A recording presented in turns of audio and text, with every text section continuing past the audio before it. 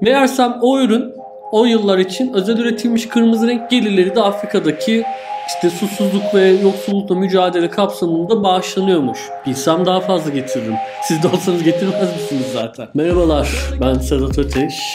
13 Temmuz'da sıcak bir yaz günü aslında İstanbul'da doğdum. Babam beni parka götürmüş. Parkta diyor ki herkes diyor çocuklarını diyor parktaki bir şeylere bindirir. Onunla eğlenmek ister.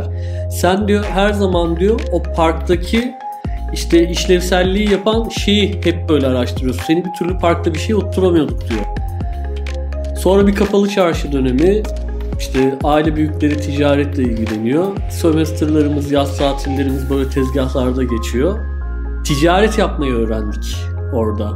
Oranın ruhunu hissettik ve al satın ne kadar böyle heyecanlı bir şey olduğunu, ticaretin nasıl bir şey olduğunu gördüm. Sokak oyunları oynuyorduk. Bir anda evdeyiz. Ben ne olduğunu anlayamadım aslında o zaman.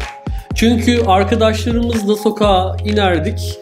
Orada bir arkadaşımızın annesi salçalı ekmek sürer bir şeyler yapardı. Yaşamımız buydu. Mutluyduk aslında böyle. İnternet geldi, binalara girdi, sokak oyunları bitti ve bir anda dijital bir dünyanın içinde bulduk kendimizi ve ne olduğunu ve bir kimlik kargaşası yaşayarak kendimizi sosyal medyanın, e-ticaretin içinde bulduk ve anlam bulmaya çalıştık burada. Şimdi arka planda ticaret var.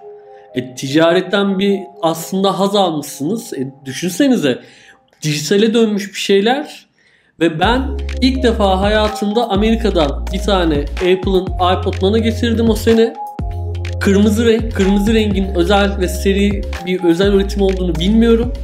Dönemin tek alışveriş sitesi gitti gidiyor. Kullanan sayısı yok. Türkiye'de ticaret bilinmiyor zaten. Koydum açık arttırmaya. Ürün bir anda yüksek bir fiyata satıldı. Ben tabii şaşırdım. Ne oluyor? Nasıl olur? 14 yıl 15 yıl önceye gittim şu anda resmen. Meğersem o ürün o yıllar için özel üretilmiş kırmızı renk gelirleri de Afrika'daki susuzluk ve yoksullukla mücadele kapsamında bağışlanıyormuş. Bilsem daha fazla getiririm. Siz de olsanız getirmez misiniz zaten? Sonra geldik. Dijital pazarlama girdi hayatımıza. Bir anda dediler ki ölçülüyor. Ne ölçülüyor? Neyi ölçüyoruz ki? Ben anlamadım ki. Kendimi e-ticaret sektöründe buldum ve sektördeki 14. yılım. Dijital pazarlama ajansları daha Türkiye'de yok. Yurt dışından geliyor Türkiye'ye. Biri aldı beni dedi ki gel bize transfer ol. Senin dedi merakın var. Düşünüyorum. Gümüş suyunda kaldım böyle. Anneme babama dijital pazarlamanın ne olduğunu nasıl anlatacağım? Çünkü kendime anlatamıyorum. Çünkü hiç kimse bilmiyor. Geleceği var mı belli değil. Meslek nereye gidecek belli değil. Bu bir meslek midir onu bile daha kendimle savaşıyorum. Derken başlayan hikaye ve yolculuk akademik dünyayla yüksek lisansımı yaptım. Bugün baktığınız TEDx sahnesinde konuşuyorum. Türkiye'nin çok değerli kıymetli firmaların ilk 500'ü belki yer alan firmaların ekiplerini kurdum. Geldiğim noktaya baktığım zaman arkada yüz binlerce öğrencim var. Bunun mutluluğu, o insanların bir yere gelmesi, onların attığı mesajlar, anladım ki hayatın gerçek anlamı bu. Çünkü zaten geldik ve öğrenmeyi öğreniyoruz. En önemlisi bu. Ve felsefem şu oldu. Öğrenmeyi öğrenmek. Ben de öğrenciyim. Ben de öğrenmeye devam ediyorum.